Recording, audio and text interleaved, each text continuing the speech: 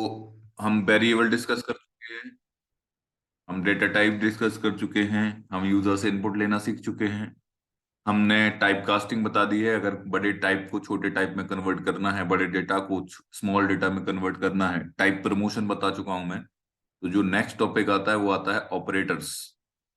जावा के अंदर जो ऑपरेटर्स होते हैं वो होते क्या हैं? Operators in Java. ऑपरेटर्स क्या होते हैं बेसिकली?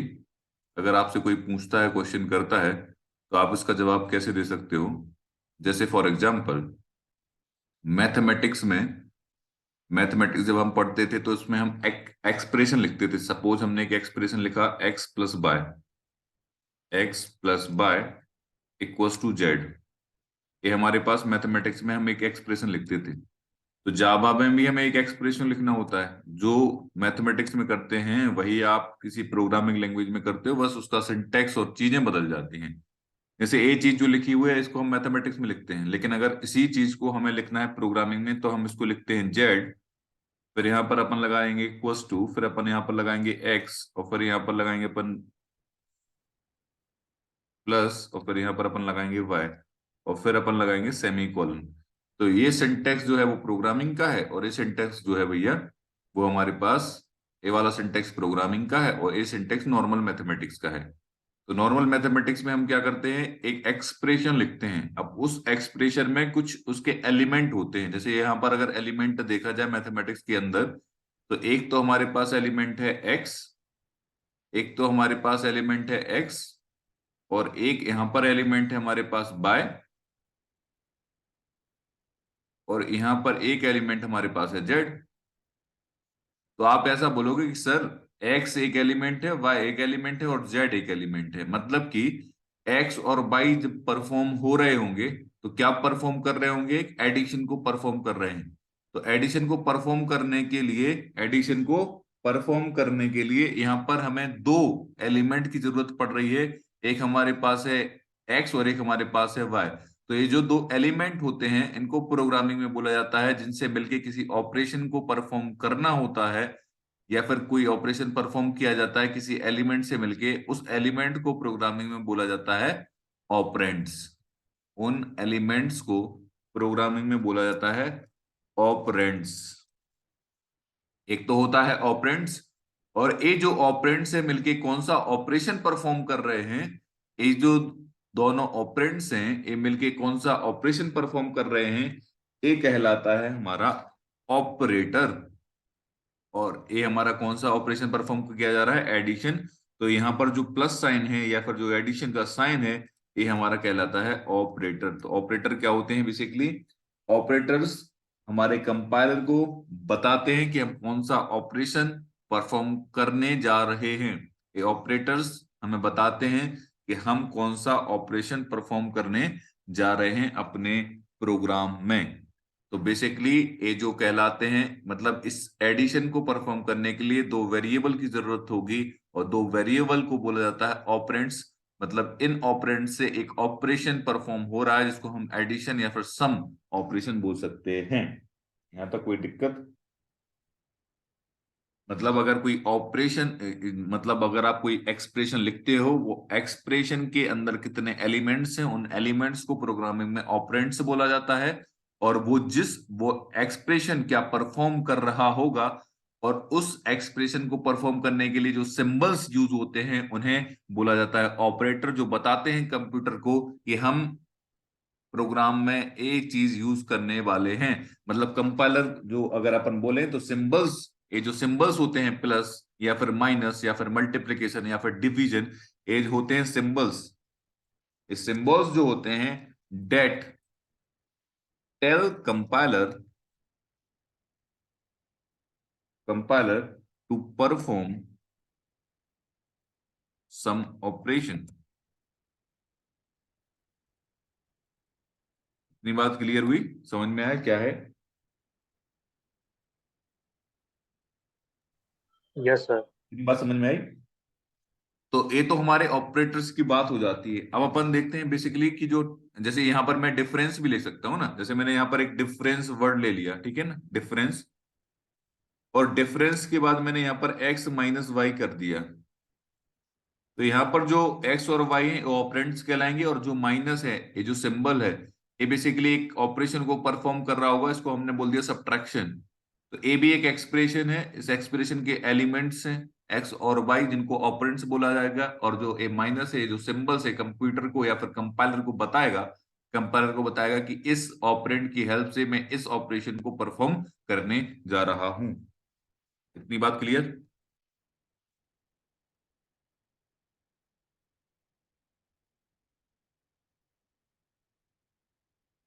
इसमें कोई डाउट हो तो बताइए।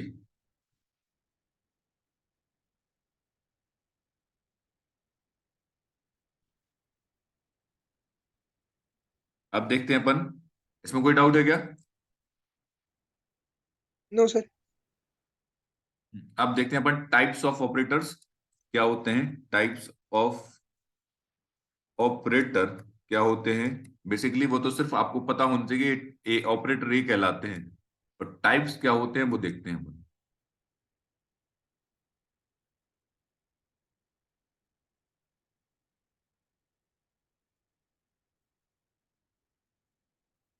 तो टाइप्स ऑफ ऑपरेटर में पहला आता है हमारा अरिथमेटिक ऑपरेटर। पहला हमारे पास जो आता है उसको बुलाता है अरिथमेटिक ऑपरेटर।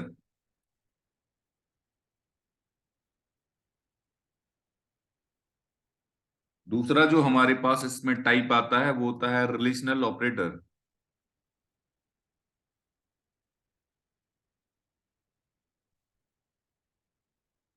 तीसरा जो टाइप आता है हमारे पास इसमें होता है logical operator.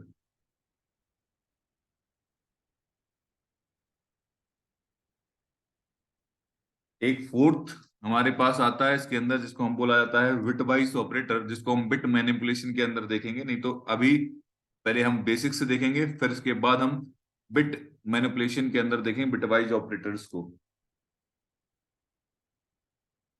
Operator.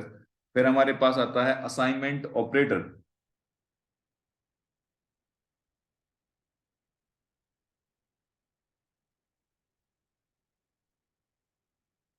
Assignment operator, ठीक है। अब ये जो अर्थमेटिक ऑपरेटर हैं, ये जो अर्थमेटिक ऑपरेटर हैं, इनके कुछ सब टाइप्स हैं।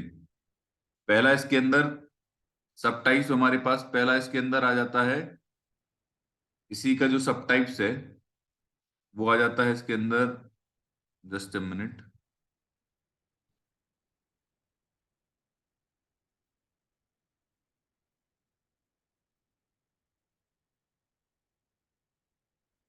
जैसे यहां पर इसका जो सब टाइप आ जाता है अर्थमेटिक ऑपरेटर का, वो आता है बाइनरी। वो हमारे पास आ जाता है बाइनरी। बाइनरी ऑपरेटर क्या होते हैं? इसके बाद होता है यूनरी ऑपरेटर। एक होता है टर्नरी ऑपरेटर।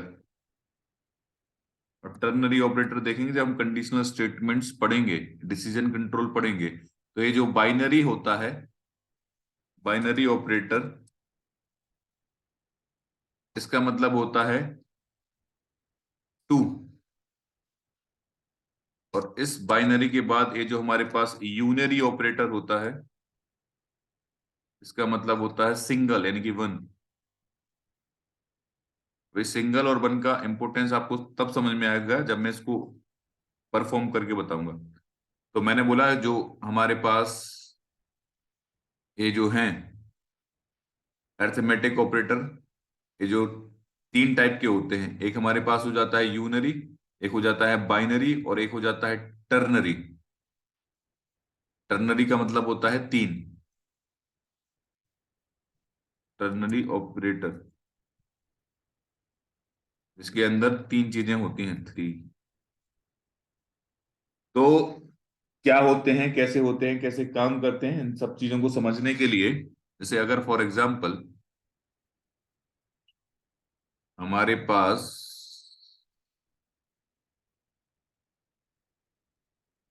हमारे पास आ जाता है अरिथमेटिक ऑपरेटर।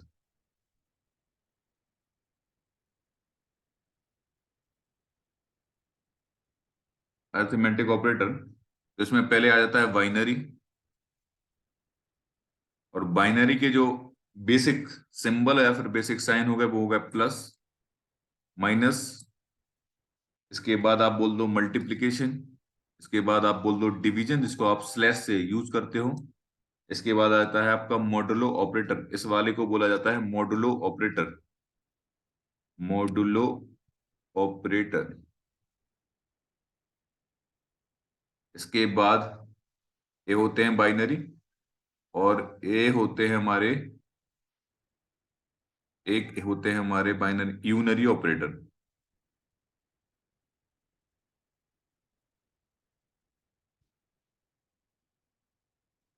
ये होते हैं हमारे unary operator.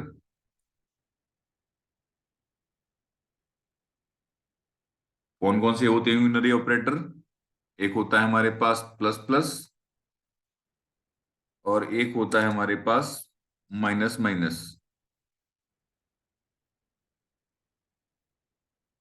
Minus minus.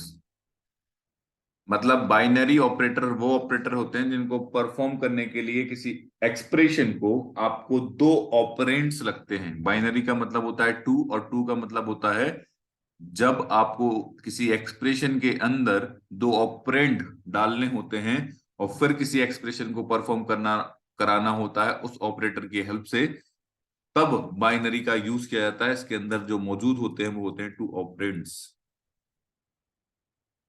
To operands.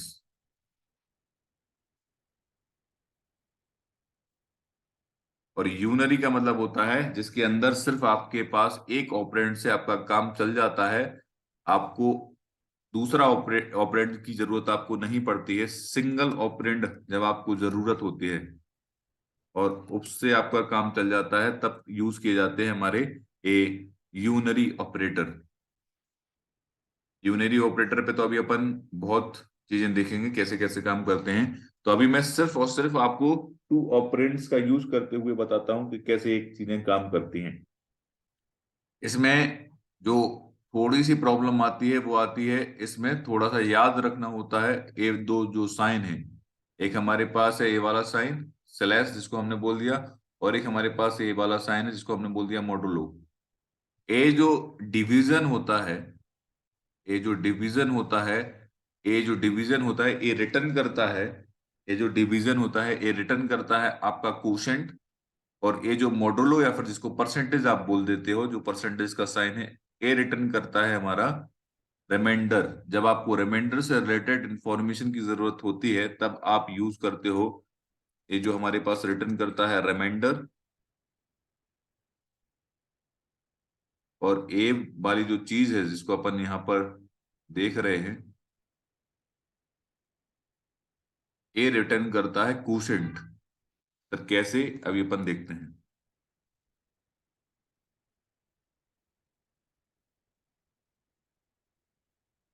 जैसे कोशेंट होता क्या है बेसिकली, जैसे हमने यहाँ पर टू से डिवाइड कर रहे हैं अपन, टू से डिवाइड कर रहे हैं फोर को, टू से हम डिवाइड कर रहे हैं फोर को। जब मैं फोर में टू का डिवाइड, जब मैं फोर में टू से डिवाइड करूंगा तो टू टू जा टू, टू टू जा फोर होता है। तो यहाँ पर जो नीचे आ जाएगा वो आ जाएगा फोर, और यहाँ पर सब्ट्रैक्ट होके जो रिजल्टेंट आएगा या फिर जो रिमाइंडर आएगा, यहाँ पर जो सब्ट्रैक्ट होके रिजल्टेंट आएगा, वो रिजल्टेंट आएगा हमारे पास जीरो। यहाँ पर जो आएगा रिजल्टेंट वो आएगा जीरो। तो यहाँ पर सब्ट्रैक्ट हुआ होगा बेसिकली, सब्ट्रैक्ट हुआ होगा तब तो वो चीज आई है। तो यहाँ पर जो कोशेंट है, यहाँ पर जो रिटर्न जो कोशेंट है वो है ए वाली चीज, जो रिमाइंडर है वो है ए वाली चीज। जब आपको रिमाइंडर चाहिए होता है तब आप यूज करते हो ये मॉडुलो ऑपरेटर, और जब आपको कोसेंट चाहिए होता है तब आप यूज करते हो सिंपल स्लैश जिसको आप डिवीजन ऑपरेटर बोल देते हो। एक बार हम इसको प्रैक्टिकल करके तीनों चीजों को बताता हूँ, मतलब जितने भी हमारे अरिथमेटिक ऑपरेटर हैं उनको यूज करके बताता हूँ कि इनका बेसिकली कैसे आपको परफॉर्म करना होता है, कैसे हमारे पास रिमाइंडर आ जाता है, कैसे हमारे पास सारी चीजें आ जाती हैं। ठीक है। और यहीं पर अगर मैं यूज करूंगा ना, जैसे मुझे रिमाइंडर निकालना है तो अगर मैं फाइव और यहाँ पर रिमाइंडर ऑपरेटर लगाऊं और मैं यहाँ पर 3 का यूज करूं, तो यहाँ पर जो आएगा वो आएगा 2, क्योंकि जब अपन 3 से डिवाइड करेंगे 5 को, तो जो रिमाइंडर बचेगा वो 2 ही बचेगा। तो रिमाइंडर कितना आ जाएगा? 2। ये दिखाता है, बताता है मॉडुलो ऑपरेटर, जो सी में भी यूज होता है, जो सी प्लस प्लस में भी यूज होता है, जो जावा के अंदर भी यूज होता है। तो एक बार अपन इसको प्रैक्टिकली समझते हैं कि कैसे क्या इनका यूज हमें करना है अपने प्रोग्रामिंग में। इसमें कोई डाउट? No sir. नो तो सर। बाइनरी, अभी यूनरी तो अपन देखेंगे, बाइनरी में कोई डाउट?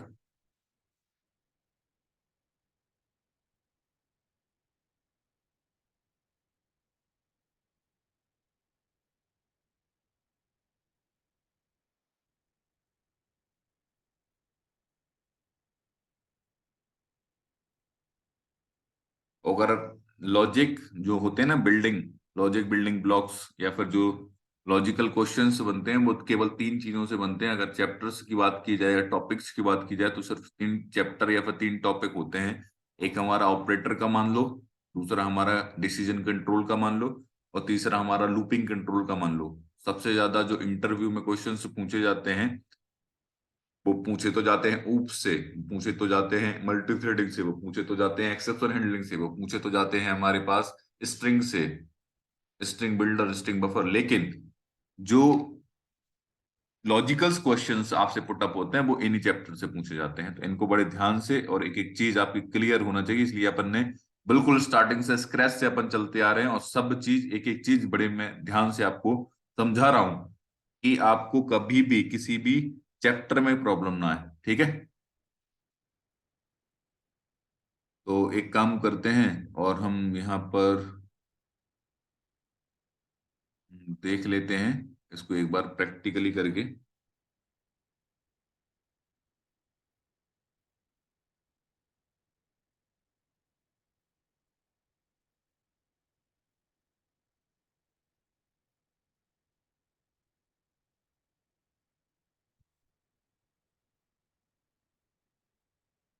अलग से क्लास बना लेता हूँ, इसी में कर देता हूँ, है ना?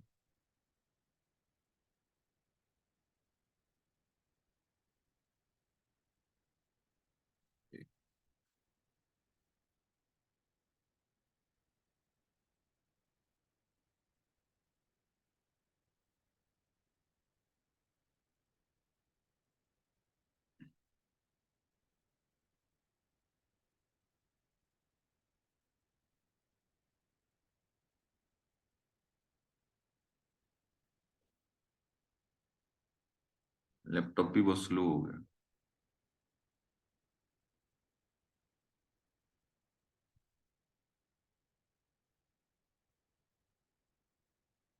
देखिए, तो हमने क्या बोला, एक अपन क्या कर लेते हैं, एक वेरिएबल ले लेते हैं इंट ए, और जिसके अंदर अपन वैल्यू डाल देते हैं 10 सपोज। क्योंकि जो हमारे पास, ये भी आपने इस थ्योरी को देखा होगा, और इस थ्योरी में हमने जो डिस्कस किया हुआ था बाइनरी ऑपरेटर। बाइनरी ऑपरेटर का मतलब दो ऑपरेंड का मतलब किसी ऑपरेशन को, अगर ए जो प्लस है, कंप्यूटर को बताएगा, कंपाइलर को बताएगा कि हम प्लस करना चाहते हैं या करने जा रहे हैं अपने प्रोग्राम में। ये माइनस बताएगा, हम सब्ट्रैक्शन यूज करेंगे अपने प्रोग्राम के अंदर। ये मल्टीप्लिकेशन बताएगा, स्लैश बताएगा डिवीजन को, ये मॉडुलो बताएगा रिमाइंडर को। तो अगर इनको यूज करना है, तो आपको 2 ऑपरेंड की जरूरत पड़ेगी, मतलब 2 वेरिएबल्स आपको चाहिए होंगे। तो हमने एक ले लिया वेरिएबल इंट ए, और इसके अंदर वैल्यू इनिशियलाइज करवा दी 10 से। एक और हमने वेरिएबल ले लिया। हाँ, आप सेपरेट कर सकते हो कॉमा लगा के 2 वेरिएबल को एक साथ ही, मैं अलग अलग ले लेता हूँ, जिससे आपको स्पष्ट चीजें समझ में आती हैं, क्लियर होती हैं। इंट बी, यहाँ पर मैं एक वेरिएबल और ले लेता हूँ 20। तो एक बार इंट ए और इंट बी, और ये अभी येलो जो साइन है वो दिख रहा होता है कि ए और बी की वैल्यू को अभी हमने यूज नहीं किया हुआ है, इसलिए इस वजह से आपको ये साइन जो है वो रिफ्लेक्ट होता है। ठीक है ना? इसके बाद अपन क्या कर लेते हैं, हम यहाँ पर S Y S O control space लगा देते हैं। S Y S O control space लगा देते हैं किसी भी चीज को प्रिंट करवाने के लिए, चाहे वो ए की वैल्यू हो, चाहे वो बी की वैल्यू हो। लेकिन हमें तो यहाँ पर किसी ऑपरेशन को यहाँ पर परफॉर्म करवाना है, तो हमने यहाँ पर एडिशन परफॉर्म करवाया। तो एक ऑपरेंड हो गया ए, दूसरा ऑपरेंड हो गया प्लस लगा के बी। ये जो प्लस है वो ऑपरेटर है, ये बता रहा है कि ए और बी आपस में जुड़ रहे हैं, ऐड हो रहे हैं। किसको बता रहा है? कंपाइलर को बता रहा है। जैसे ही मैं ए प्लस बी करूंगा ना, तो इसका जो आंसर आएगा वो आ जाएगा 30। ये अर्थमेटिक ऑपरेटर का, बाइनरी ऑपरेटर का एक टाइप है। ये अर्थमेटिक ऑपरेटर का जो टाइप है बाइनरी ऑपरेटर, उसका एक एग्जांपल है कि अगर किसी ऑपरेशन को, जो एडिशन ऑपरेशन है, उसको अगर परफॉर्म करना है तो हमें दो ऑपरेंड की जरूरत पड़ेगी। तो यहाँ पर अगर आप कॉन्कैटिनेशन करके लिखोगे तो और अच्छे से समझ में आ जाएगा कि एडिशन यहाँ पर परफॉर्म किया जा रहा है या फिर एडिशन यहाँ पर परफॉर्म हो रहा है। अब यहाँ पर जो ए इक्वस टू 10 लगा हुआ है या फिर बी इक्वस टू 10 लगा हुआ है, ये मैंने आपको क्लियर किया हुआ था जब आपको वेरिएबल्स पढ़ाया हुआ था कि इक्वस टू का प्रोग्रामिंग के अंदर यूज क्या होता है। इक्वस टू का मतलब प्रोग्रामिंग में क्या होता है, उसको बोला जाता है असाइनमेंट ऑपरेटर। क्या बोला जाता है? Assignment operator. एक क्या करता है, राइट हैंड साइड की जो वैल्यू है, जो हमारे पास 10 और 20 राइट हैंड साइड में पड़े हुए हैं, इनको उठा के उस स्पेसिफिक वेरिएबल के अंदर इनिशियलाइज करने का काम करता है। ये असाइनमेंट ऑपरेटर का काम होता है, to initialize the value right hand side to left hand side. अभी यहाँ पर हमारे पास आउटपुट आपको दिख रहा होगा 30 आ चुका है। ये आउटपुट आपको दिख रहा होगा 30 आ चुका है। यहाँ पर अगर मैं ये जो कॉन्केटिनेशन करके इसी चीज को लिखता हूं, तो यहाँ मैं डबल कोड लगा देता हूं और मैं यहाँ पर लिखता हूं एडिशन, और यहाँ पर मैं लिखता हूं एडिशन के बाद डबल कोट, यहाँ पर लिखता हूं फिर plus symbol, addition equal to.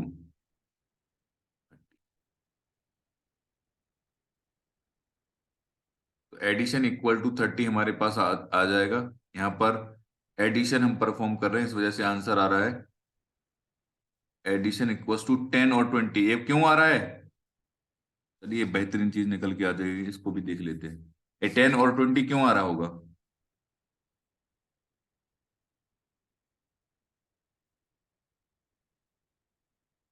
ये 10 और 20 क्यों आ रहा होगा? मैंने आपको बताया था कि लेफ्ट टू राइट जब पढ़ा जाता है, कंपाइलर आपके कोड को रीड करता है, तो पहले उसको क्या मिलेगी? स्ट्रिंग। पहले उसको मिलेगी स्ट्रिंग, फिर उसको मिलेगा ये जो प्लस है, और फिर जो 10 और 20 मिल रहा है तो उसको वो एज अ स्ट्रिंग काउंट कर लेगी।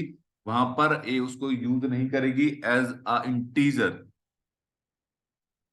अरे जवाब नहीं आ रहा है,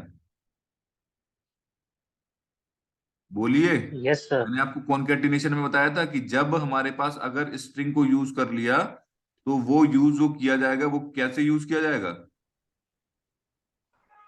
वो जो काउंट होगी स्ट्रिंग, वो एज अ स्ट्रिंग काउंट होगी। लेकिन आपको, मैंने आपको बताया हुआ कि कैसे क्या करना होता है। अगर इसको सेपरेट करना है तो फिर सेपरेट कैसे करोगे? ब्रैकेट से। हैं? ब्रैकेट से सेपरेट करोगे तो यहां पर आपको एक और ब्रैकेट लगाना पड़ेगा, क्योंकि वो चीज अलग है और ये चीज अलग है। अब आपको यूज किया ब्रैकेट, तो यहां पर जो आंसर आएगा वो आएगा 30। ये दोनों चीजें मैं बता चुका हूं कई बार। अब एडिशन 30 आया, लेकिन अगर मैं यहाँ पर जो ब्रैकेट हटाता हूं, तो जब हमारा कंपाइलर जो है वो सिस्टम को या फिर कोड को रीड करेगा तो लेफ्ट टू राइट रीड करेगा, तो यहाँ पर लेफ्ट में मिलेगी उसको स्ट्रिंग। तो स्ट्रिंग के साथ स्ट्रिंग को कैंकेटिनेशन कर देगा, मतलब जितने भी नंबर आएंगे तो वो इसको एज अ स्ट्रिंग काउंट करेगा। तो 10 और 20 एक साथ प्रिंट कर दिए। तो अगर उसको सेपरेट करना है तो यहाँ पे आप ब्रैकेट का यूज ही करोगे उस चीज को सेपरेट करने के लिए। अब दूसरा ऑपरेशन जो हमारे पास परफॉर्म हम करा सकते हैं, तो हमने एस वाई एस ओ लिखा, कंट्रोल स्पेस लिखा, और यहाँ पर हमने लिख दिया सब्ट्रैक्शन। और यहाँ पर सब्ट्रैक्शन फॉलो अगर करवाना है, सब्ट्रैक्शन अगर यहाँ पर हमें फॉलो करवाना है सब्ट्रैक्शन को, तो यहाँ पर फिर आपने इक्वल टू लगाया, और इक्वल टू लगाने के बाद यहाँ पर आपने सेपरेट कर दिया उस चीज को ब्रैकेट से, और ब्रैकेट के बाद आपने लिख दिया A minus B. Double double quote का साइन लगा के सर फिर आंसर आ जाएगा उसका। क्या बेटा?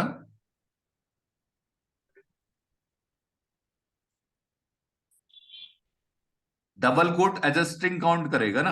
अगर आप इसको इंटीजर जो वैल्यू है ना, इसको सेपरेट अगर जो ब्रैकेट से नहीं करोगे ना, तो वो एज अ स्ट्रिंग काउंट करेगा। इस वजह से जो कॉन्कैटिनेशन करके आंसर आ रहा था ना 10 20, इस वजह से आ रहा था वो।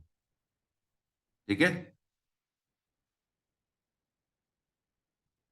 अब यहाँ पर इसको एक बार अपन प्रिंट करवा देते हैं और एक बार और इसको प्रिंट करवा देते हैं। यहाँ पर मल्टीप्लिकेशन ले लेते हैं अपन। यहाँ पर हम सर मल्टीप्लिकेशन। अगर अलग अलग डबल कोटेशन कोट लगा के भी हो सकता है सर, ब्रैकेट नहीं लगाना। क्या? अगर अपन ब्रैकेट नहीं लगाए और डबल कोट लगा दें ऊपर, तब भी हो जाएगा ना सर परफॉर्म से। मैं समझ ही नहीं पा रहा हूँ क्या बोल रहे हो आप, फिर से बताइए। डबल कोट लगा दिया? सर हाँ सर, डबल ए, हाँ ए और बी पे दोनों पे अलग अलग। अच्छा एक मिनट रुको। आप ऐसा बोलना चाह रहे हो क्या? S Y S O control space आप बोलना चाह रहे हो? अ, तो वो तो मैंने अभी करवाई था ना, A plus B equal to 30 equal to आ गया था। एक बार आपकी चीज और देख लेते हैं अपन इसको। S Y S O control space और यहां पर मैं क्या करता हूं, आप बोल रहे हो आप डबल कोट यहां पर ए डाल दो, है ना? ए फिर प्लस फिर डबल कोट बी। यहां पर आप प्लस बोल रहे हो, डबल कोट बी। हाँ सर। तो ए और बी की वैल्यू थोड़ी ना है। अरे वो स्ट्रिंग है, ए वैल्यू थोड़ी ना है। यहां पर ए जो है वो एज अ स्ट्रिंग काउंट होगा, तो यहां पर आंसर थोड़ी ना आएगा आपका। अगर यहां पर आपको ए एक्सप्रेशन मैंने पहले ही करवाया था ना, तो ए प्लस बी करोगे तब तो वो आंसर आएगा, क्योंकि वो वैल्यू बैठी हुई है। अगर इसका आंसर अगर ओके सर। आपको देखना है तो इसको एक बार मैं कंट्रोल से इसको पहले स्लैश लगा देता हूं। इस चीज को देखते हैं ना, तो इसको यहाँ पर डबल कोट, अगर जो आपका आंसर था ना कि डबल कोट लगा देंगे फिर प्लस, ये तो स्ट्रिंग को कौन कंटिन्यूशन कर रहे हो, उसमें कोई वैल्यू है ही नहीं। यहाँ पर डबल कोट भी, इसको अगर आंसर देखो आप आउटपुट, तो आपको समझ में आएगा कि कैसे आंसर आएगा। ये तो स्ट्रिंग को कॉन्कैटिनेशन कर रहे हो ना बेटा, वो वैल्यू थोड़ी ना है, वो वेरिएबल के अंदर वैल्यू थोड़ी ना पड़ी हुई है। और यहाँ पर दिख भी रहा होगा, ये जो एलो साइन है वो बता ओके रहा है सर। कि ए और बी के अंदर वैल्यू यूज नहीं किया हुआ है ना? ऐसा कभी नहीं यूज ओके सर। करना है। तो यहाँ पर आपके पास जो बेसिक हमारे पास अर्थमेटिक ऑपरेशन थे उनको हमने देखा। और इसको देखने के बाद एक चीज हमें समझ में आई कि यहाँ पर हमने स्लैश लगा दिया। और यहाँ पर हम एक बार यूज कर लेते हैं S Y S O control space, जो मॉड्यूलो ऑपरेटर था वो भी। तो हमने यहाँ पर लिखा रिमाइंडर,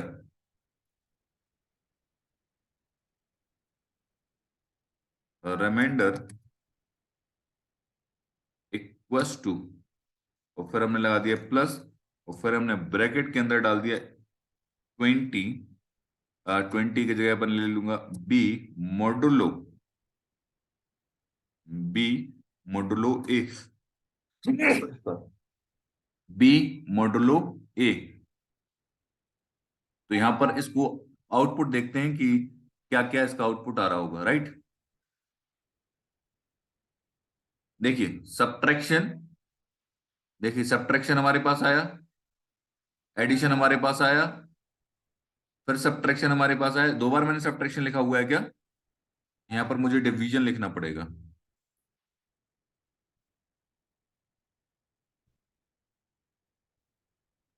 यहां पर मुझे मल्टीप्लिकेशन लिखना पड़ेगा।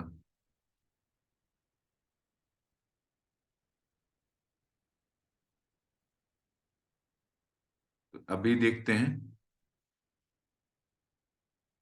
देखिए addition, subtraction, multiplication, division, arithmetic और रिमाइंडर, रिमाइंडर भी जीरो आया क्योंकि आपने उसको डिवाइड किया तो कितना आ गया, ये समझ में आया? ये हमारे पास एडिशन है, ये हमारे पास सब्ट्रैक्शन है, ये हमारे पास मल्टीप्लिकेशन है, ये हमारे पास डिवीजन है, ये हमारे पास मॉडुलो ऑपरेटर का साइन है जो रिमाइंडर को आउट मतलब कर रहा होगा, और डिवीजन यहाँ पर हमने यूज किया हुआ है। अब आप 10 में 20 का डिवाइड करोगे, कैसे पॉसिबल है? हाँ, अगर यहाँ पर आप b डिवाइडेड बाई ए कर देते तो आंसर आ जाता है 2। अगर यहाँ पर आप b डिवाइडेड बाई ए कर देते तो आंसर आपका 2 आ जाता। जैसे अगर यहाँ पर करना है तो b डिवाइडेड बाई ए कर दो तो आंसर आपका आ जाएगा b divided by A, answer आ जाएगा आपका 2। देखिए मल्टीप्लीकेशन 230 -10 रिमाइंडर 0। इसमें कोई डाउट? No sir. अब नो सर। अपन समझते हैं। अब अपन जो अरिथमेटिक ऑपरेटर के जो बाइनरी ऑपरेटर के 5 टाइप थे उनको हमने समझा। अब नेक्स्ट चीज अपन समझते हैं जिसको अपन बोल देते हैं यूनरी ऑपरेटर। और यूनरी ऑपरेटर के लिए हमें पढ़ना पड़ता है इंक्रीमेंट और डिक्रीमेंट ऑपरेटर। तो इस चीज को मैं हटा रहा हूं और फिर अपन नेक्स्ट नेक्स्ट चीज समझते हैं इंक्रीमेंट और डिक्रीमेंट ऑपरेटर होते क्या है। अब यूनरी ऑपरेटर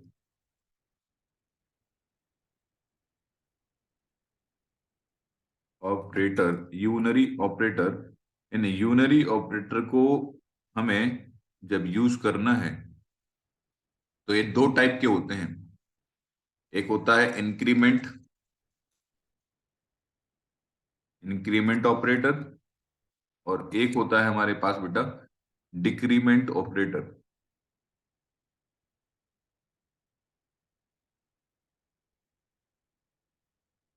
एक होता है हमारे पास इंक्रीमेंट ऑपरेटर, एक होता है हमारे पास डिक्रीमेंट ऑपरेटर। यूनरी इसलिए बोला जाता है क्योंकि यहाँ पर सिर्फ और सिर्फ एक ऑपरेंड की जरूरत पड़ेगी। कैसे ऑपरेंड की जरूरत पड़ेगी? जैसे अगर हमें इस इंक्रीमेंट को लिखना है तो इस इंक्रीमेंट को लिखने का जो तरीका होता है वो होता है, आपको लिखना होता है प्लस प्लस। और जो डिक्रीमेंट लिखने का तरीका होता है ये आपको लिखना होता है इसके साथ माइनस माइनस। आप इसके लिए किसी भी एक ऑपरेंड की जरूरत होती है, आपको 2 ऑपरेंड नहीं चाहिए होते हैं। अगर एक ऑपरेंड से आपका काम चल जाता है तो उसको बोला जाता है यूनरी, जिसका मतलब होता है सिंगल या फिर वन। जैसे मैंने यहाँ पर आई लिखा या फिर ए लिखा, सपोज समझ लो, जैसे मैंने यहाँ पर लिखा ए और ए प्लस प्लस करवा दिया। इस ए प्लस प्लस का मतलब होता है आप ए में ही चेंज करना चाहते हो एक से, आप ए में ही चेंज करना चाहते हो वन से। तो ये लिखने का तरीका होता है। तो यहाँ पर आपको पता है पहला ऑपरेंड तो आपका है ए, और दूसरा ऑपरेंड आपको पता होता है इनडायरेक्टली कि वो क्या है हमारे पास बेटा वन। दूसरा ऑपरेंड आपको पता होता है कि वो क्या है, हमेशा वन ही रहेगा। अगर ए प्लस प्लस का पूछा जाए आपसे तो क्या मतलब होता है, ये मतलब होता है। अब इंक्रीमेंट के भी 2 टाइप होते हैं। एक हमारे पास होता है प्री इंक्रीमेंट और एक हमारे पास होता है पोस्ट इंक्रीमेंट। अब ये जो इंक्रीमेंट होते हैं, इंक्रीमेंट के भी 2 टाइप होते हैं। एक तो हमारे पास होता है प्री इंक्रीमेंट, प्री इंक्रीमेंट, और एक हमारे पास होता है पोस्ट इंक्रीमेंट।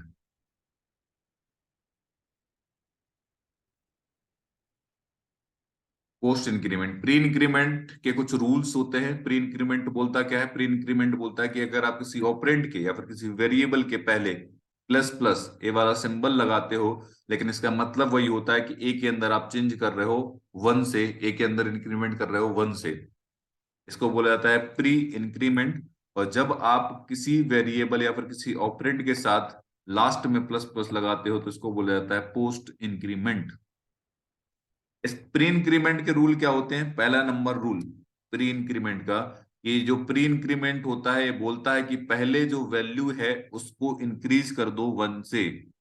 वैल्यू पहले, firstly the value increased by one. पहले वैल्यू को आप वन से इंक्रीज कर दीजिए, इंक्रीमेंट कर दीजिए, उसके बाद यूज करिए, यूज वैल्यू।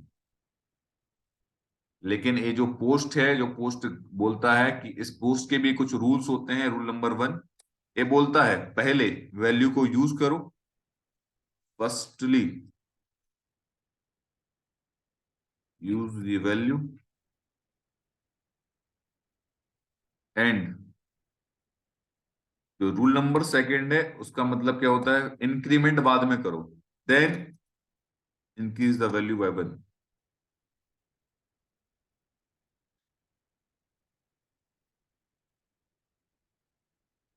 मतलब कि वैल्यू चेंज।